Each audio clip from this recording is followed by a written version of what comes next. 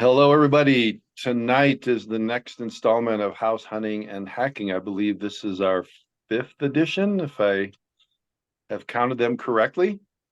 And we're very excited tonight. The topic is Mastering Home Ownership, Tips and Tricks for Long-Term Property Management.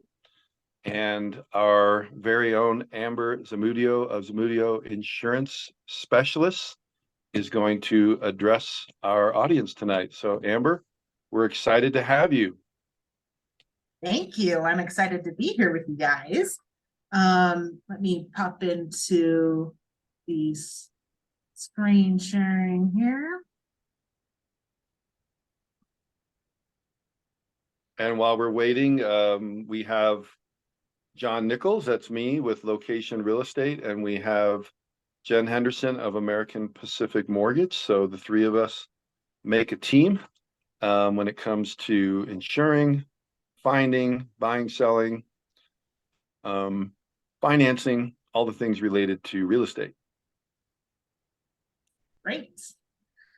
Well, I am Amber Zamudio, and tonight I'll be talking about mastering home ownership, tips and tricks for long-term property maintenance. I am pleased to be a part of the House Hunting and Hacking group where we unlock the power of real estate together. Happy to meet with you guys on the second and fourth Tuesdays at 7 p.m. Mountain Time. And today we'll be discussing the connection between home maintenance and insurance coverage, your structure and the systems within, essential maintenance tasks, long-term care and investments with your real estate, short and long-term rental considerations, and we'll have a Q&A at the end here. A little bit about myself. I am an insurance specialist with Zamudio Insurance Services. So we put our clients' needs first, and we're a dedicated team of licensed agents specializing in finding the best policies and premiums for you. As an independent insurance agency, we offer a wide range of companies and policies along with packages tailor-made to meet your specific needs. So whether you're looking to insure your home, auto, recreational, vehicles, rental properties, or small business, if you're in need of life insurance, we have you covered. I always like to start with a quote, and this one's by John F. Kennedy. The time to repair the roof is when the sun is shining. Probably didn't necessarily mean home maintenance, but still applies. So we'll start off by discussing the connection between home maintenance and insurance. And homeowners insurance provides crucial protection for one of life's most significant investments, which is your home. It offers financial security in the face of unexpected events like natural disasters, accidents, theft, and of course, liability claims. However, it's important to understand that insurance coverage is closely tied to the maintenance and upkeep of your property. Regular home maintenance plays a pivotal role in ensuring that your insurance coverage remains effective. Many insurance policies explicitly state that damage resulting from neglect or lack of maintenance are not covered. This means that if a preventable issue arises due to deferred maintenance, you may find yourself without the coverage that you expect. By proactively maintaining your home, you demonstrate responsible home ownership and reduce the likelihood of incidents that could trigger an insurance claim. Ooh, the insurance claim just gets me every time. Whether it's addressing structural issues, maintaining vital systems like plumbing and electrical, or simply staying on top of seasonal maintenance, your efforts can contribute to a safer and more secure living environment. Remember, the connection between home maintenance and insurance coverage is symbiotic. Your insurance is there to protect you from unforeseen events, while your maintenance efforts aim to prevent these events from happening in the first place. By investing in time and resources into maintenance, you not only enhance your property's longevity, but also ensure that your insurance coverage remains effective when you need it the most. As far as insurability, home maintenance preserves property value, prevents costly repairs, and ensures a safe living environment. Pride of ownership is huge, and insurance carriers really look at this. It motivates consistent upkeep, fostering a sense of community and aesthetics. When you have pride in ownership, you can see that reflected in your neighborhood. When I bought my home here in Nebraska, I quickly made it the prettiest house on the block. I love flowers. I love, pulling into my driveway and seeing how great it looks. The neighbors quickly noticed, they complimented us, and we had a great discussion about it. And before you know it, they all started doing the same thing. So it was really exciting to see. Proper maintenance also enhances insurance eligibility by demonstrating one's responsibility in homeownership, reduces risks, and minimizes the likelihood for claims. There are several keys that come into home maintenance, and part of that is understanding your home structure and the systems. Of course, we all know we've got all the stuff in the house that we insure, but the big picture of your homeowner's insurance is really your roof and gutters, which is probably the very most important because that's what keeps the stuff out. The gutters keep the water away from the foundation. The foundation holds your house up. The HVAC system keeps you comfortable, keeps the plumbing going by keeping it warm enough in your house for water to continue to flow, cool enough for you to be able to actually live in your house. And then you've got the plumbing, so you have water, electrical, so you have electricity, which we all need. And of course, your appliances. As far as maintenance goes, we like to kind of break things down by season. So for seasonal maintenance checklist, in the spring, it'd be a great idea to look at things like your roof, foundation, and landscaping preparation. For your roof, it's important to inspect the roof. Obviously, you can see here that these roof tiles or these roof shingles are damaged. This is a great example of hail damage.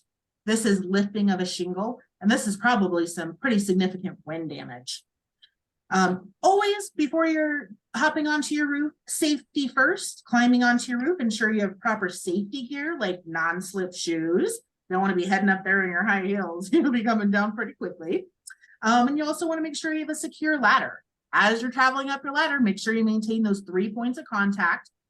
Safety first. That's actually the motto that I live by. Because I'm a geek.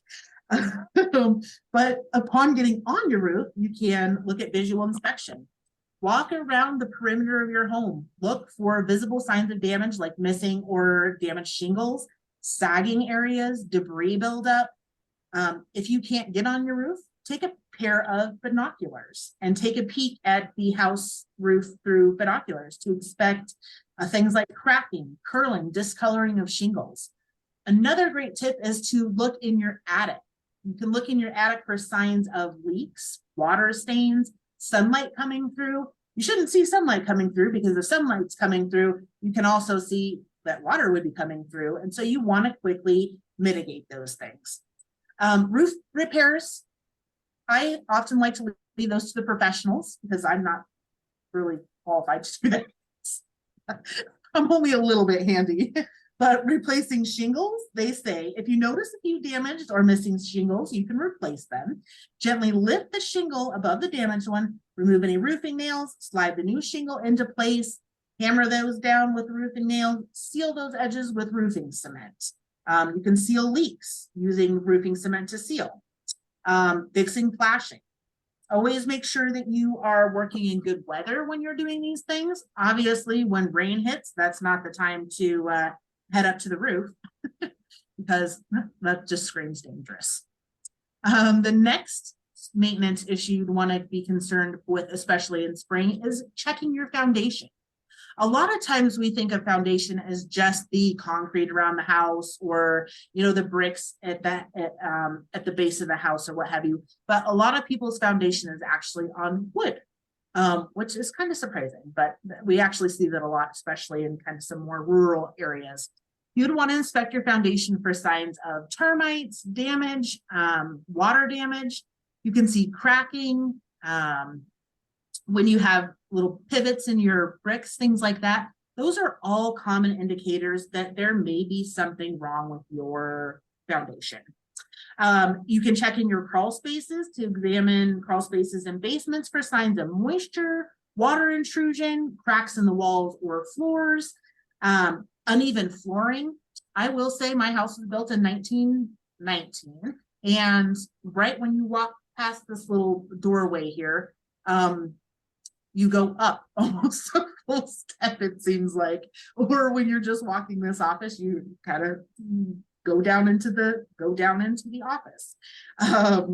That could indicate that there is an issue with the foundation. And actually, this house does have an issue with the foundation, and before purchasing it, we discovered that they had jacks put in, and that's a system that's often used, especially in crawl spaces and things like that, where they can put a jack underneath the corner of your dwelling or in the area where it's sagging. It's usually a corner if it's a basement type foundation, because obviously they're not going to go underneath the basement. But they drill further than the layer of the concrete for the basement, and then they put a jack in there, and then they hydraulically lift up your basement so that your home is sitting more level. There are times, especially in Colorado, where you don't really need to have those things fixed. It's normal settling. In my last house in Wheat Ridge, Colorado, I had some very serious cracks on my ceiling. And we had a gentleman come out and he did an inspection and said, oh yeah, you know, we could spend $30,000 and get your basement lifted and jacked up and all that.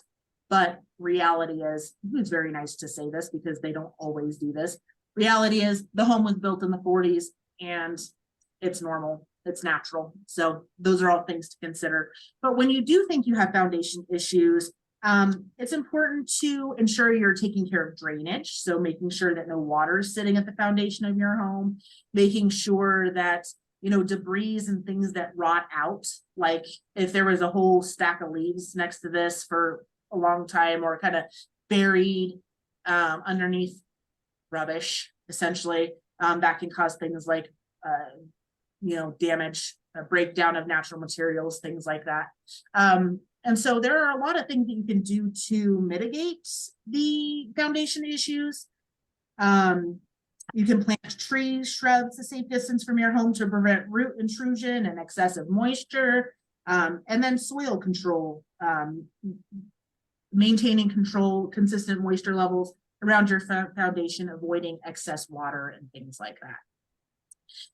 It always is important to consult a professional. A lot of times you can have a professional come out. They offer you a look through for free because they are going to give you bad news and they're probably going to get a foundation out of you, depending on their delivery, I think. But you can consult a foundation specialist. A lot of times they'll have an engineer come out because a structural engineer will actually be able to tell you whether or not the foundation is safe, whether or not it's, what kind of damage they're looking at, if you let the issue consist or keep going, things like that. Foundation issues can escalate if left untreated, potentially compromising your home's structural integrity. So those are things you would want to pay a little more attention to and take a little more seriously if you notice, significant damage or you're significantly concerned. The other thing you want to look for in spring is maintenance of landscaping, and this is important to prevent hazards. One of my first slides, I did mention, homeowners insurance is not a maintenance plan. And so if you have a dead tree in your yard, like in this first picture here, and it were to fall over into your home, your neighbor's home, there's a possibility that your insurance would not cover that. Now, if it fell on your neighbor's home, it probably would cover it through the liability portion, but if it fell on your home, you might be looking at a little bit different of a story because your responsibility is to maintain your property. If you knowingly have dead trees on your property and the wind blows that over, it's a maintenance issue at that point. So it is important to make sure you're taking care of those types of things, making sure that your branches and limbs are 5 feet away from the home. And mountain properties, we like to see trees, brush, shrub 30 feet away from the home. In some cases, carriers will ask that you mitigate trees, things like that, 100 feet from your home. And that's really due to fire concerns, safety concerns, and things of that nature. There is a lot to be said about keeping your branches and trees, shrubs, all those kind of things tidy and away from your home. If you do cut down those trees and stuff, you don't want to put those downed logs for firewood or what have you up against your home. That's something that we see a lot and that's pretty highly frowned upon. That is a fire hazard and definitely not something you want to deal with. It's important when you're dealing with big trees, things like that, to document any maintenance that you do. And part of that is because pruning trees, schedules that you've maintained with arborists, things like that are all useful when it comes to insurance claims. If your provider were to say, hey, we're not really interested in covering this claim because they have been negligent in it. So something to consider regarding that. In the summer, it's important to look at your exterior paint and do touch-ups, deck, patio, and walkway maintenance, and inspecting your windows and doors. And the summer is a great time to make sure that you're checking your fascia boards to make sure there's no rotting or damage.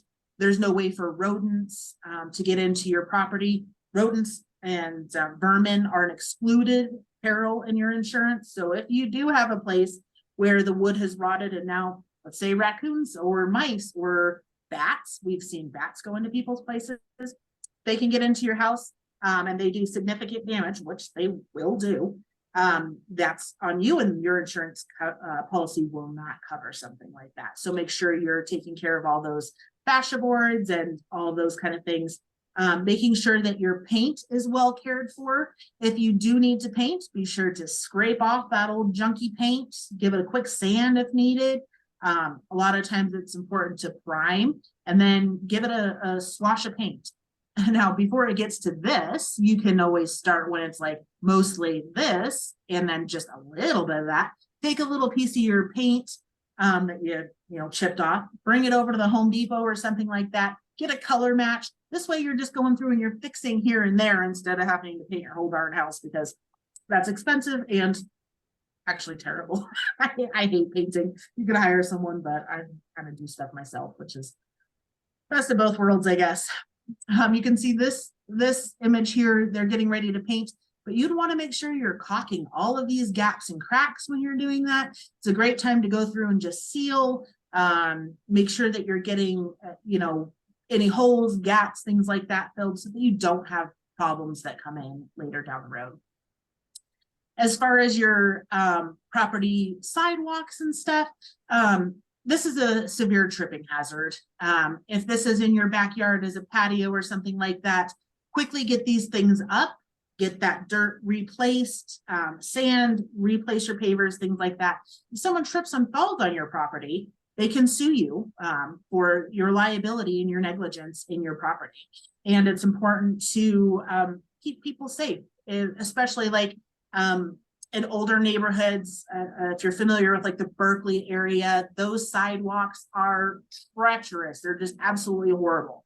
Well, if somebody falls, trips, going for a nighttime walk or something like that, they trip at your sidewalk, they can hold you liable. It is your responsibility, even though it's a city sidewalk, it is your responsibility to maintain that walkway. Make sure you're checking for deck boards that are, damaged, nails coming out, anything like that. It's easier to replace one deck board than an entire deck. So keep up on the maintenance things while they're little problems before they become big problems, and that'll save you a world of headache. Here is an image of a great patio deck area. I will say there's probably a few tripping hazards or what have you, but if it's just thinking about the beauty part, this would be a good example of pride in ownership and what a great deck would look like. Even flooring surfaces, not a lot of weathering. You don't see rotted boards, things like that. It's a good example of what one would ideally like to see in a yard. As far as the maintenance in the summer for windows and doors, you'll check for proper sealing and weather stripping.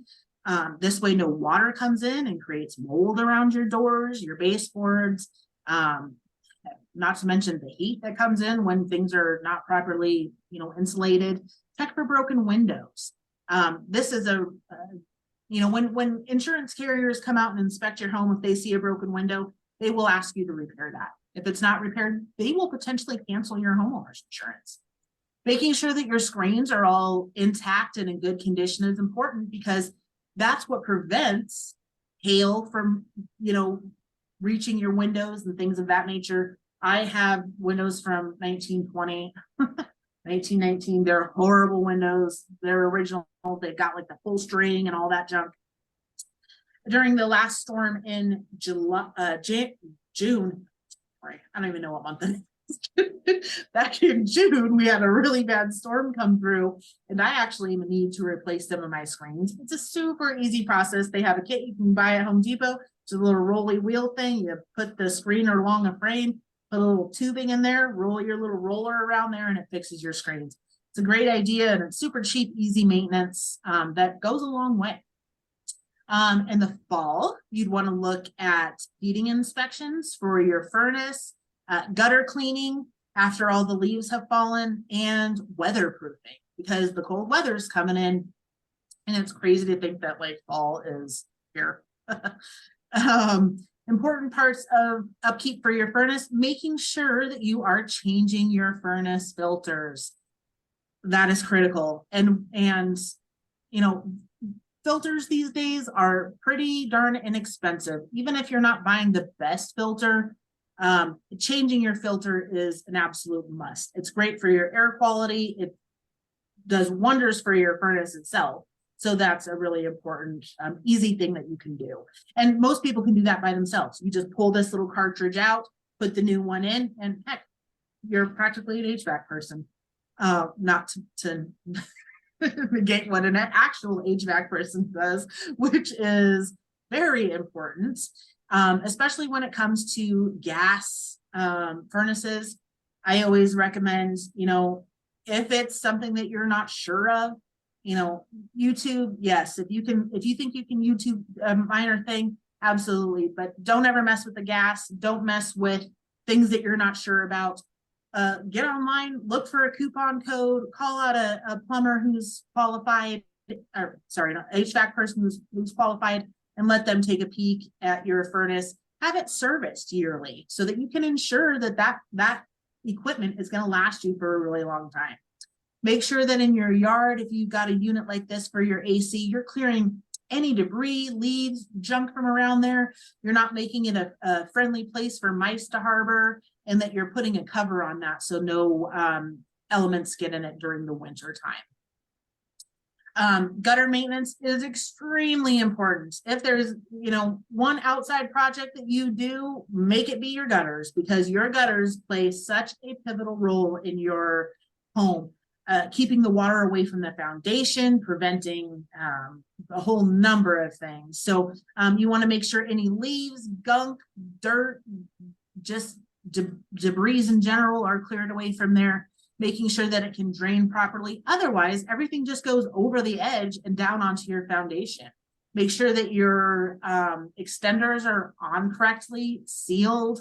These are all very inexpensive fixes. So if you go over to the Home Depot or Menards, Lowe's, any of these things, you can buy these individual pieces for very inexpensively. They have all of the supplies that you need to do that. And it's essentially just taking a little metal saw, a hacksaw thingy, chopping it off, or they even have the plastic kind these days. But making sure you can get those pieces together, sealed, and put back on. Make sure your extenders are long enough to where water is actually leaving your foundation instead of just, going straight down and making a giant puddle there. So then your sump pump has to work extra over time, trying to get that water pushed away. And, you may not even have a sump pump. So in that case, you need to be up there sweeping the water away or something to get the water off the foundation. That's very critical in your home maintenance. The other thing is insulating plumbing, especially outdoor plumbing if you have that.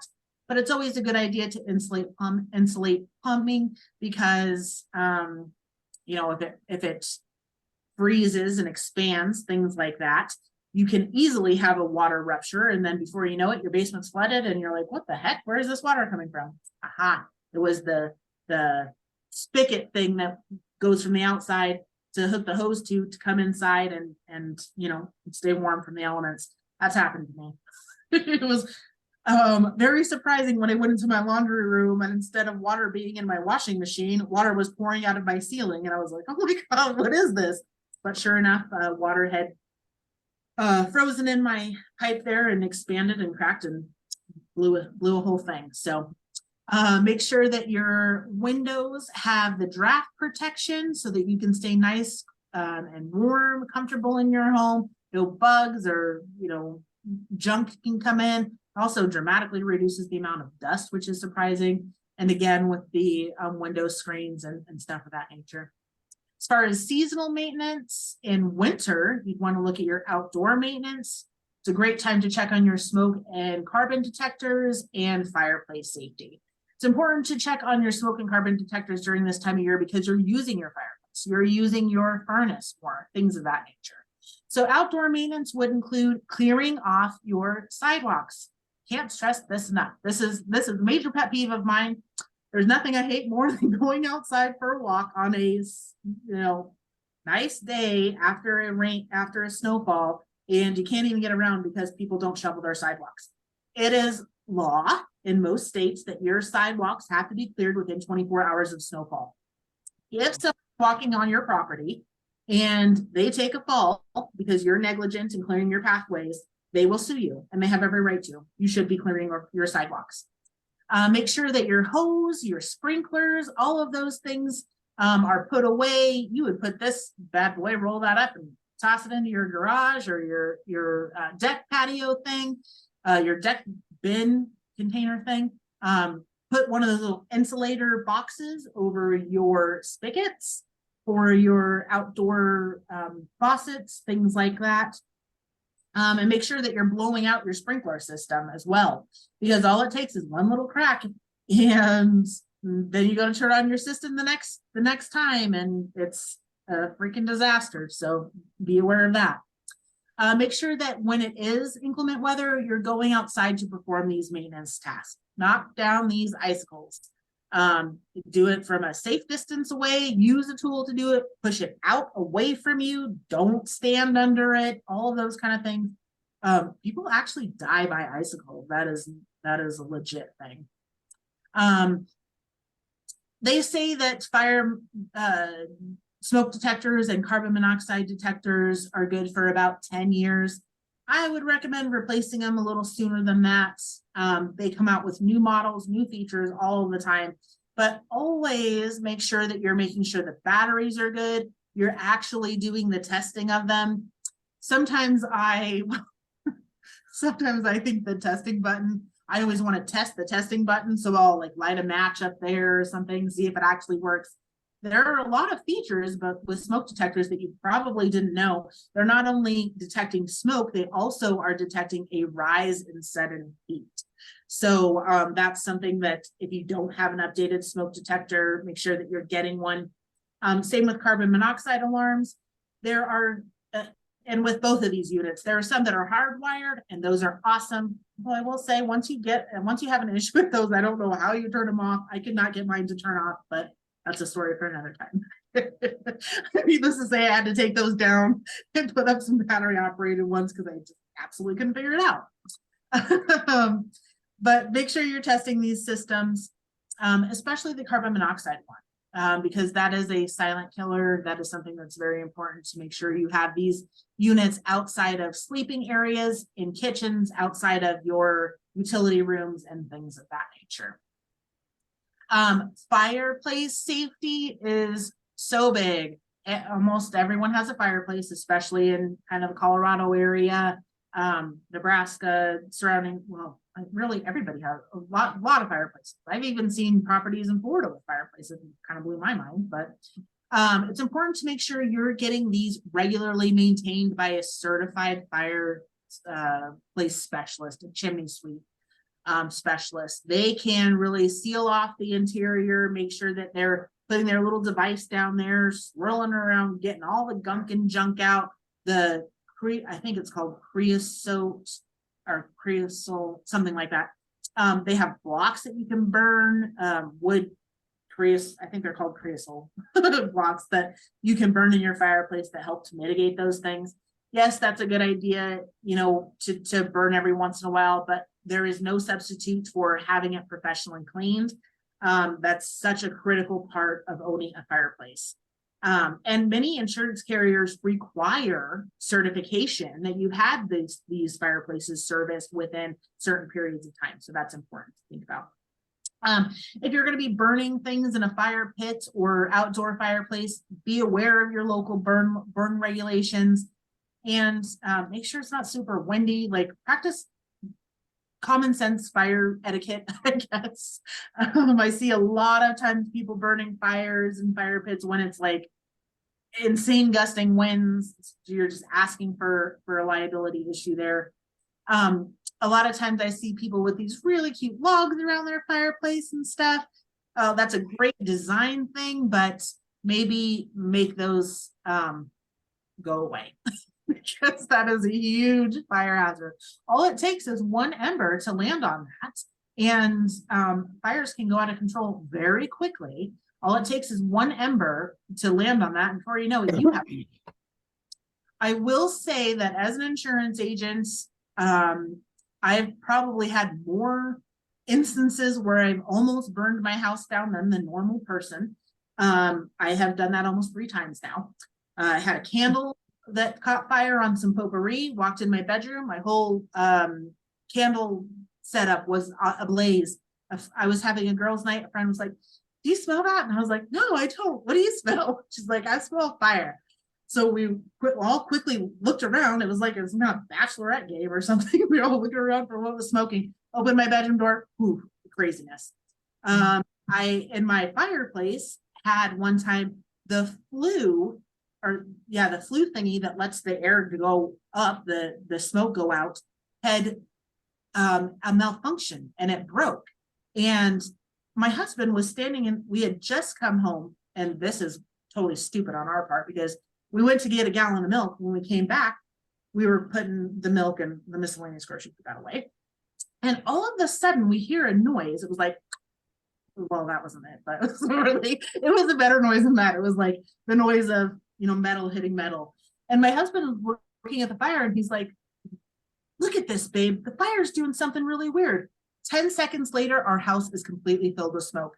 The flue thing had closed and the fire was still burning, and the smoke was just filling the house. We quickly got water, which we then realized you aren't supposed to do. You're supposed to suffocate it with the flour, although they say flour is flammable. Get a fire extinguisher, bottom line.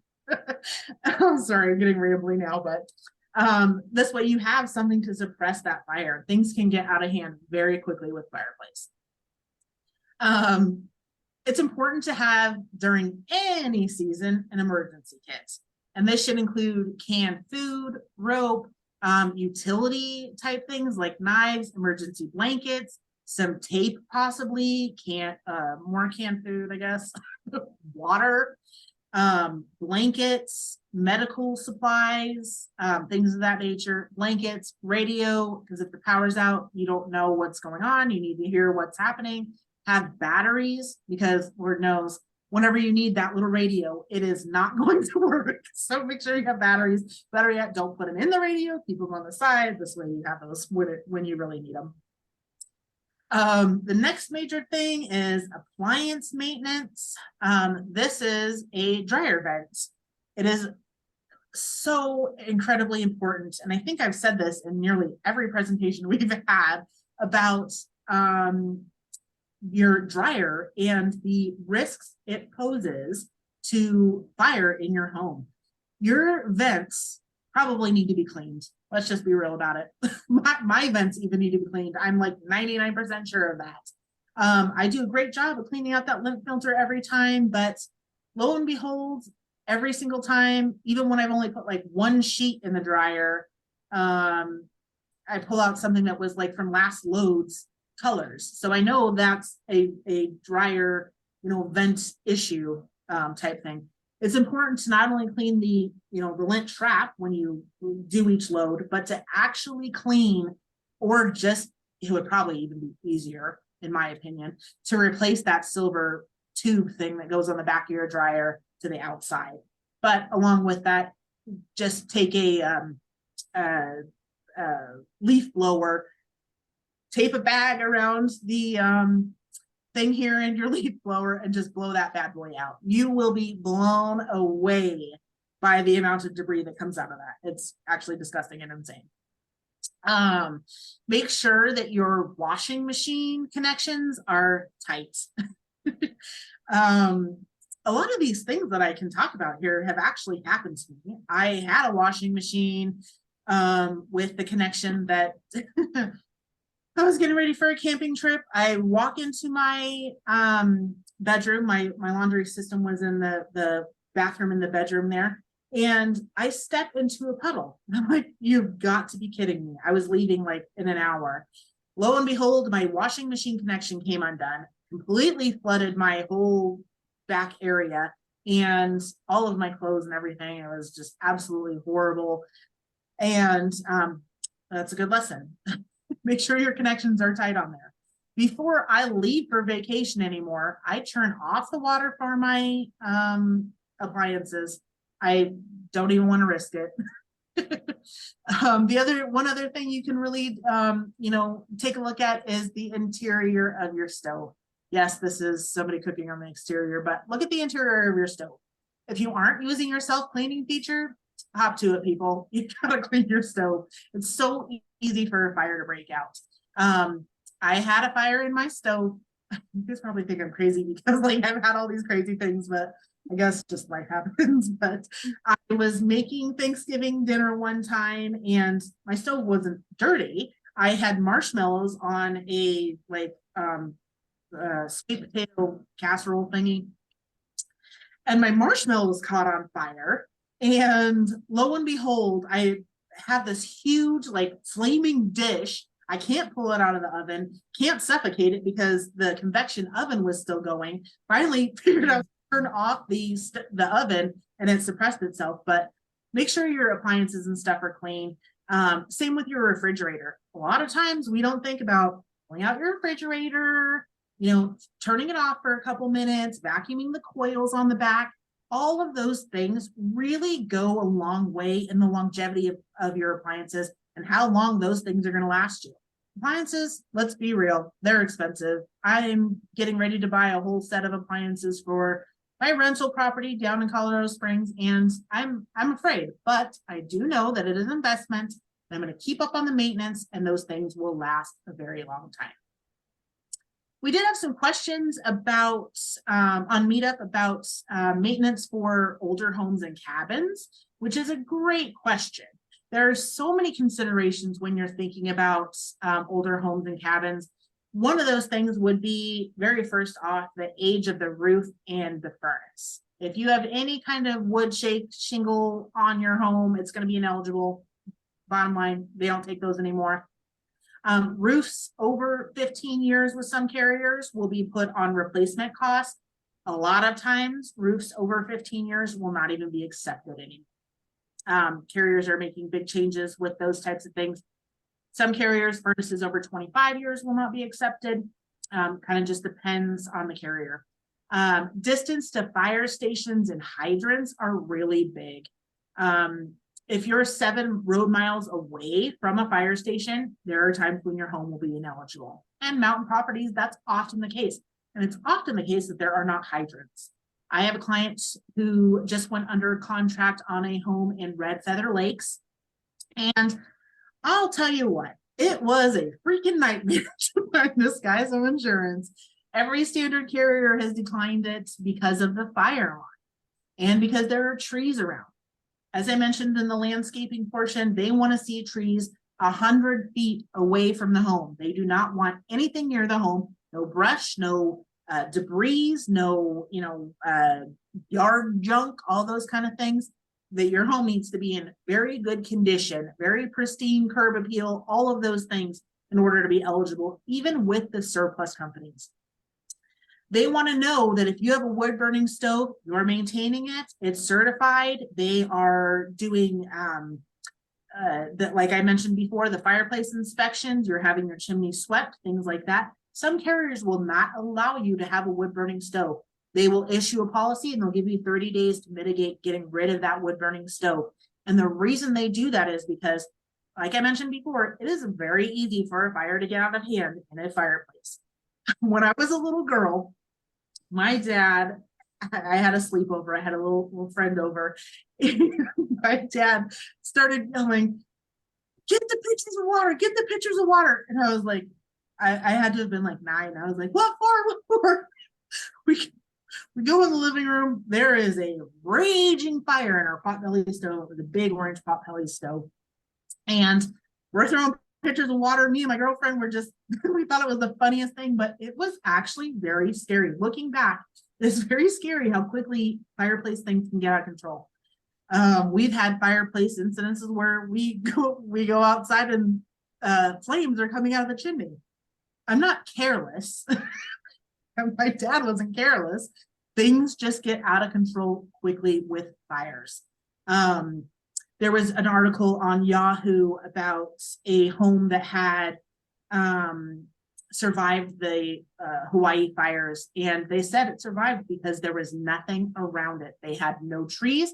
They had great maintenance of their property and things like that. So it really does go a long way. Home inspections are legit these days. Insurance carriers will send out somebody to inspect your home, so expect it.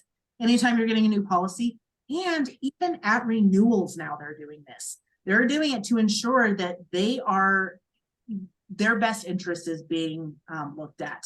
They will use aerial imagery. So I had mentioned this a couple times in past groups where carriers are using an aerial imagery system that will see whether or not people have junk cars in their yards, two different kinds of roof, let's say, pride and ownership, excessive amounts of trees, all of those things. There are times that when you get the policy, if they haven't done the aerial imagery and someone comes out to inspect the home, they will give you an opportunity to mitigate the things that they find to be riskful. A lot of those things will include like trampolines, certain kinds of dogs you may have to relinquish if you want to continue with that policy. I would never get rid of my dog. I'd find a different policy, but things like that do happen.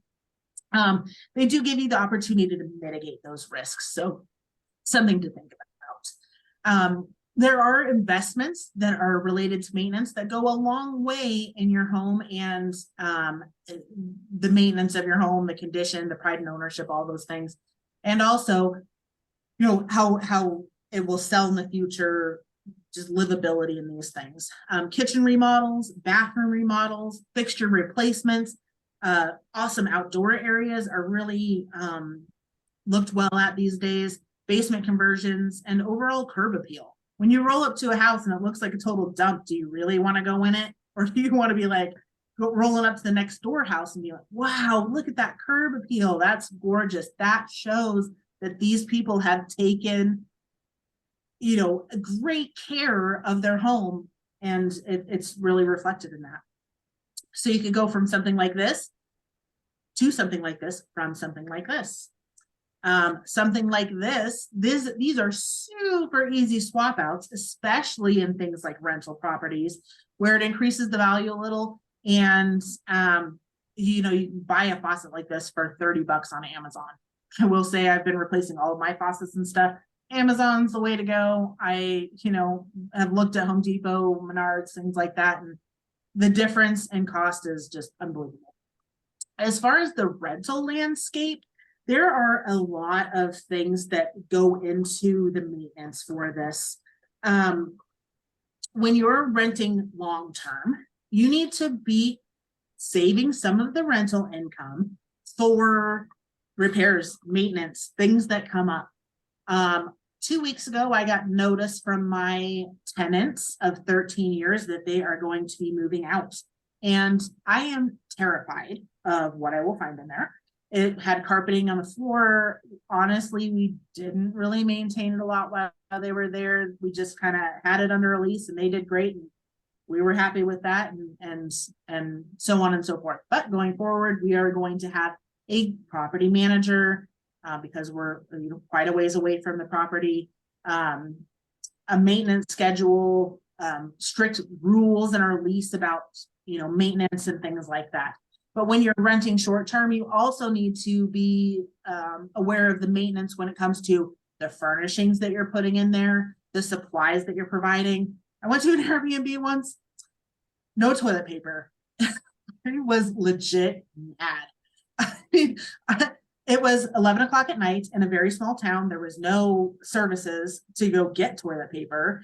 Luckily, I had a roll in my car from hiking or something, and I tried reaching out to the owners, no correspondence or anything until the next day. It's like, I'm checking out in 20 minutes. I needed to go to the bathroom and you put me in this position. So it was very annoying. But there are things to look at as far as that goes. For short-term rentals, frequent cleanings, durable furnishings, regular property inspections. List of emergency contacts, and that's for long-term and short-term rentals. Appliance maintenance, keeping those essentials stocked, toiletries, cleaning supplies, linens, kitchenware, things like that. Security and safety maintenance, making sure that smoke detectors, carbon monoxide detectors, fire extinguishers are provided, all of those things.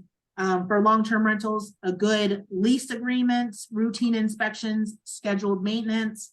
Communicate with your tenants. That is so huge. Just tell people what is going on. Again, for emergency contacts, landscaping and exterior maintenance, renewal incentives. You know, you don't want to have to turn over things often when you do our long-term rental. But again, setting aside funds to make sure that you have money to be able to do those things. So in summary, home maintenance is crucial for effective property management, ensuring that properties are safe, attractive, and they retain their value over time. Proper maintenance also plays a vital role in mitigating risks and fulfilling insurance requirements, reducing the likelihood of claims, and ensuring coverage when it's needed. What questions do you guys have? Let me see if I can minimize this here. Stop sharing. Anita had a great comment that fires are evil. You're right, Anita. They are. They're scary. They're scary and evil. You could lose your '67 Corvette. Right. Heard that in the news today. Oh man. Almost lose your wife. It's scary how quick they can spread, you know. It is. And it's amazing, no matter how much you worry or are prepared for these things. Because I tell you what, I am the queen of worrying like that.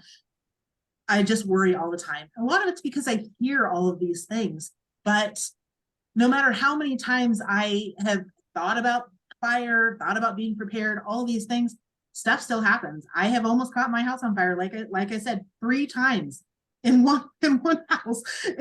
And, you know, I share that. I feel stupid sharing that because I mean, hello, who leaves their candle burning in potpourri? I thought it was beautiful, a little beautiful arrangement, you know. That was just straight stupid. One of my burning a candle. Yeah. Yeah. And from then my husband said I'm no longer allowed to burn candles. So now I have LED candles. Well, now, one question I have, and this is what I tell Jenny: if you're going to go out of town and leave your water pipes under pressure, and you lost your electricity, she has electric hot water heater. Why run that thing while you're out of town? Turn the hot water heater off, and of course, depending on what time of year, but also turn the well off that's underground and stop keeping pressure on everything in case something starts leaking. Oh, absolutely. And we have to do it in our camper. You know, when we go to the store, we're going to shut the water pressure off on that camper. Because anything can start leaking. But I was thinking that for home as well. I don't know what John has seen in all his houses. Yeah. You know, And also on your thing that you were showing on the back of washing machines, if you don't replace your hoses on a regular basis, even if you've got a nice brass fitting in place, your hose can bulge and rot and give you the same water. The brass fitting can Absolutely. also rot. Yeah. And you know, now they have these those fancy stainless steel like braided fittings, hoses, and those are nice and everything, but you still have to inspect those things. What I recommend people do is get on a maintenance checklist. You know, you can go to your insurance carrier probably has something like this, where you can get on your insurance carrier's website and ask for a maintenance checklist, because they want you to maintain your property. It is so critical in pretty much everything to maintain your property, because it's ultimately a responsibility. Yes, there is insurance in place for accidents, things that happen that are not expected. But when you just let your appliances, your hoses and stuff rot and don't take care of things, there are really big impacts that, it's not always covered by insurance when it's a maintenance thing, And don't keep your gutters, if you don't keep your gutters clean, right? that'll rot all the roof. Oh, Well, and in absolutely. today's world of deductibles, deductibles keep going up, and we used to be able to get $1,000 deductible. Now you are required to have at least a 1%, sometimes 5%. Well, your insurance isn't going to cover anything, especially if you end up, if you have a really high deductible and you're, what it is, depending, let's say you have a $10,000 or $15,000 deductible and your damage is 17,000, probably you're not going to even turn it in, even though you have maybe $2,000 worth of refund you could get, because you're going to get dinged on your history, and they're going to have it on your record that you had a claim. So you're probably better off just paying the whole thing yourself than even turning in the claim for the damage it will do to you in your insurance record.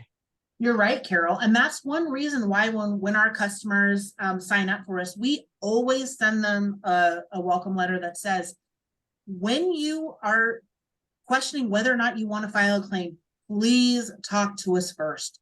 Your number one goal when you have damage is to mitigate any further damage from happening. That's the very first thing that you want to do. So if your water is like leaking everywhere, turn off your water and then give us a call and say, hey, my water leaked over XYZ. I think I need to file a claim. What we will recommend is contacting a contractor, a qualified contractor, not just, Joe Schmo down the road who, one time helped you fix a light bulb. Make sure it's a qualified somebody. Brother-in-law. Estimate so that you know whether or not it's worth it to file a claim. I've had so many people recently call their insurance carriers and file a claim, and now they have a claim on their policy or on their insurance history with a $0 payout. What a freaking waste. That just absolutely blows my mind. That's excellent advice, Carol. And deductibles you're right, they are going up. In Colorado, the standard now is $2,500. When you go into other places like Texas, Florida, California, they are much higher. But that doesn't mean that these things aren't coming to Colorado. They aren't coming to other areas, because they are. It is very scary for insurance companies. They have not been profitable. There are times when they're, selling to other insurance companies. They're trying to get out of certain areas because they're just continually getting hit with losses. And when somebody, pays $2,000 for insurance and gets a $17,000 roof every 2 years, where do you think that money comes from? You have to make it up. As the moderator, I was going to point out Stephanie just raised her hand. Stephanie and Frank, welcome. You guys kind of joined us after we'd already started, so we didn't get a chance to say hi. But Stephanie, you had a question? Hey guys, yeah, thanks Amber. This was awesome. I think I typically probably lean on and rely on my husband a little too much because he is pretty handy and loves to do all the home maintenance. So this was just one great because I wanted to attend to have my own knowing of what is important to pay attention to for myself. So this was great. My question is about kind of the gas fireplaces. You mentioned kind of, having them cleaned, like your traditional fireplace cleaned. Is that something that needs to also happen with the gas fireplace these days too? Or what kind of maintenance and cleaning should happen for those on a regular basis? Yeah, that's a great question. When it comes to gas fireplaces, I would really make sure that you don't smell natural gas anywhere near your fireplace, because there are times when those can get leaks. And a lot of times you don't really think about that being like a leaky thing. So, making sure that you're kind of paying attention to the smells, making sure when you're seeing your flames dance that they look like the same way they've always danced, instead of like a lot of air coming through or things like that, that could indicate that there are some maintenance issues. Making sure that the switch you use to turn it on and off is, well, not like this when it should be like this. You know what I mean?